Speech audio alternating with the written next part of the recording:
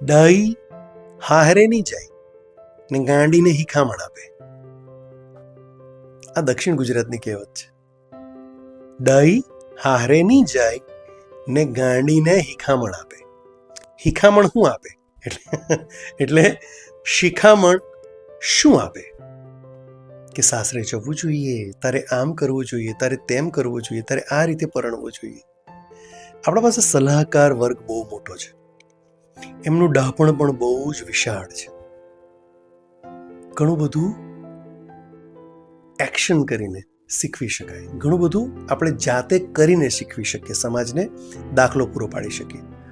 પણ આપણી પાસે સલાહકારો ઘણા છે જે માત્ર ને માત્ર સલાહ આપી શકે. એ ના તો સપોર્ટ કરે ના બીજું કાંઈ, પણ સલાહ આપે. સલાહ ફ્રી છે, એ પોતે નથી કરવાનું. એમણે